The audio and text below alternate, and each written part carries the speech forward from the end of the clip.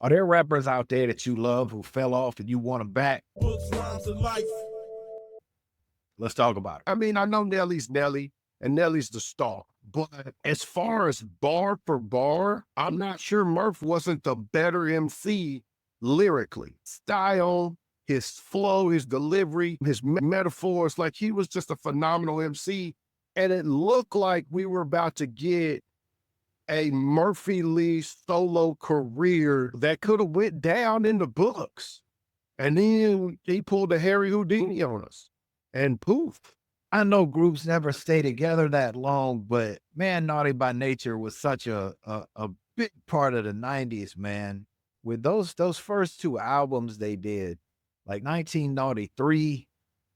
I love that album so much. And Treach, I don't know, it felt like Treach was one of those rappers that got a lot of respect within the industry. He didn't get the recognition from fans that I felt like he deserved as an MC by himself, because Treach had bars, man. I mean, Treach put a lot of thought into what he did.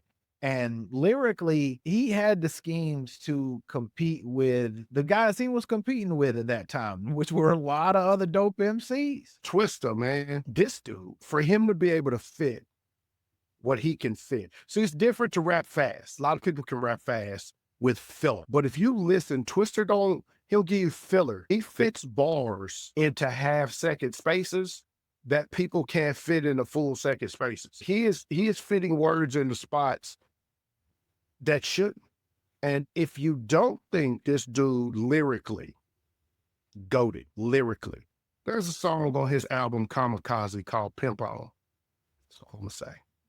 Because he switched up his style enough in that album. Like, he even went with a Southern style on one of his beats, and I really like that track, man. He was really doing it on Kamikaze. All right, I got one for you. And stay with me. Stay with me here. Stay with me here.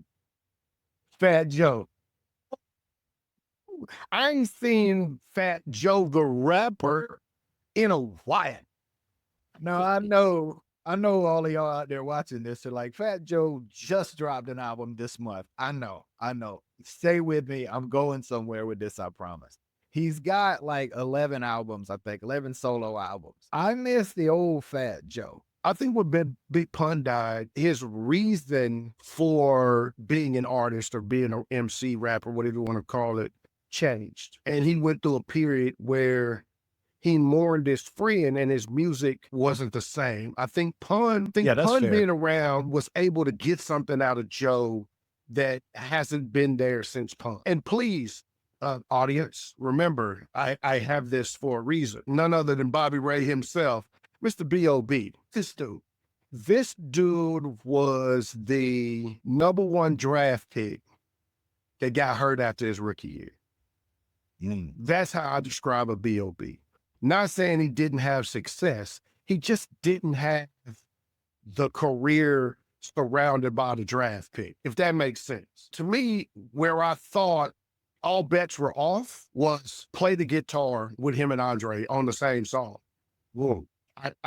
I can't even, there are not words to describe how that song came out. It's exactly what you imagine it to be. Andre 3000 was at the pinnacle of being Andre 3000, and B.o.B., it wasn't no Batman and Robin situation. The Lost Boys. Oh, those guys had some crazy hits in their era, man. Legal Drug Money and Love, Peace, and Happiness are 90s classics. Those were some of them. Those were among the best albums of the 90s. They were definitely classics in their era. Indeed. Because Cheeks, man. Renee, Lifestyles of the Rich and Shameless. Music Makes Me High. Lex Coops, Beamers and the Benz. Beast from the East with Cannabis. Books, rhymes, and life.